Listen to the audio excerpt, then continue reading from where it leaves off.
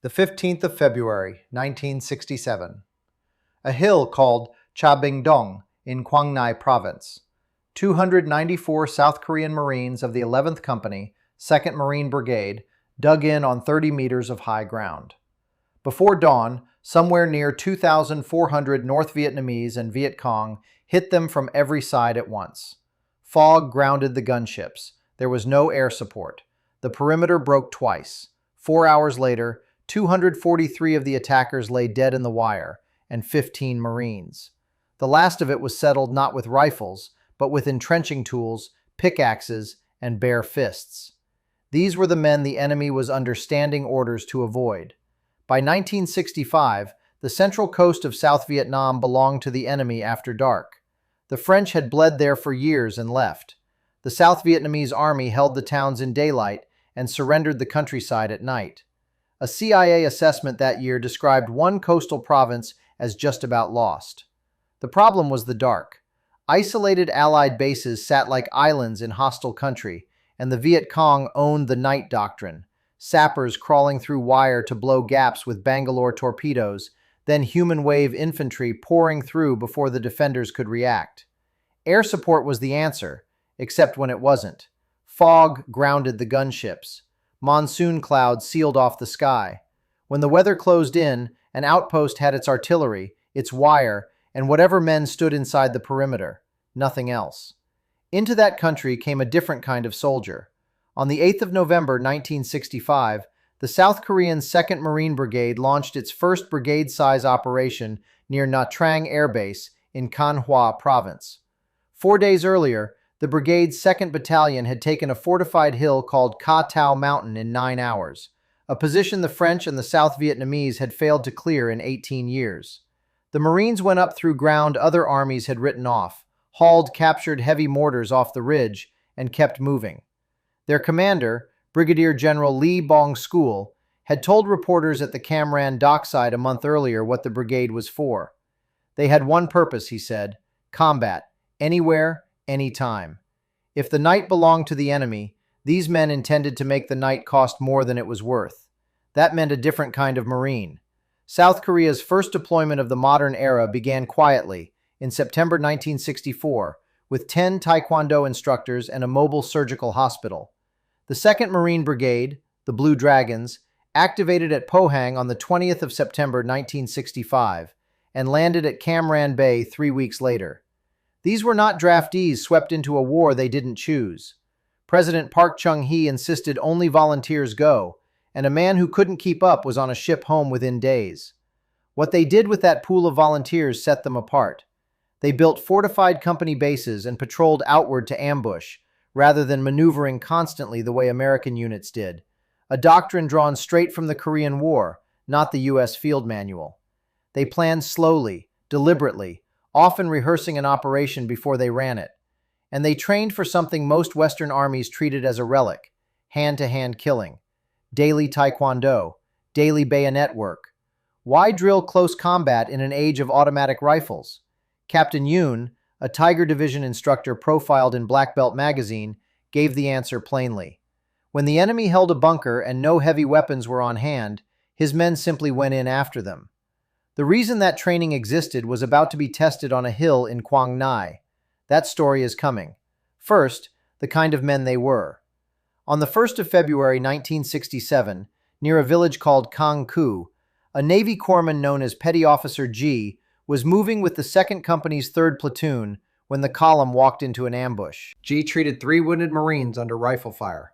As roughly 20 Viet Cong closed on his position, he set down his aid bag, picked up a rifle, and fought. When the medevac came, he refused to board. His wounded went first. He died on the ground as the helicopter clawed into the air above him, rotor wash flattening the grass around the men he'd saved. He remains the only sailor in the history of the South Korean Navy to receive the Taeguk Medal, his country's highest decoration for valor. 2 weeks later, the brigade's reputation would be made in a single night. A Viet Cong defector had come in with a warning. A major attack was coming against the company base at Tra Binh Dong in Quang Ngai Province. Captain Jung Kyung-jin, commanding the 11th Company, 3rd Battalion, had days to get ready. He had 294 Marines and a 2-man U.S. Marine fire control team, Lance Corporals Jim Porta and Dave Long, dug in on a low hill barely 30 meters high. They shaped the perimeter into a rough heart, 300 meters by 200, and they prepared the ground the way the Koreans always did. 140 landmines, 63 claymores, double rows of wire. At dawn on the 15th of February, 1967, the ground came alive. The North Vietnamese 40th and 60th Battalions, reinforced by a local Viet Cong battalion, somewhere near 2,400 men, hit the perimeter from every side at once. Bangalore torpedoes blew gaps in the wire, flamethrowers threw orange light through the fog, and the fog did exactly what the enemy needed it to do. It grounded the gunships. There would be no AC-47 overhead tonight, just the artillery and the men inside the wire. The perimeter was breached twice. Enemy infantry poured through the gaps, and in the southeast corner the fighting came down to the 3rd Platoon's 1st Squad under Staff Sergeant Bae Jang Chun. They fired until there was no time to reload. Then they threw grenades. Then they swung entrenching tools and pickaxes. Then it was fists and rifle butts and bayonets in the dark. This was the moment the training had been built for. Private First Class Kim Yong-duk stood in the gap and killed 10 enemy soldiers with his rifle as they came at him, firing into men close enough to touch. A few meters away, Sergeant Lee Hak-won took a grenade in each hand, waited until the attackers were on top of him, and threw himself into them, killing 4 and himself in the same instant.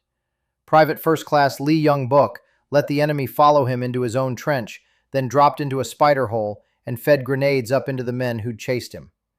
Here is why the hill held without a single aircraft overhead. The Koreans had not built a base. They had built a trap. Every mine and claymore was laid to channel an assault into ground the defenders had already ranged, so the human wave crossed open killing zones while the Marines fought from cover. And when the wire finally broke, the close combat training meant a breach did not become a collapse.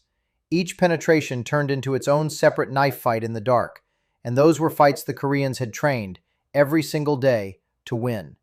The attackers needed the perimeter to break all at once. It never did.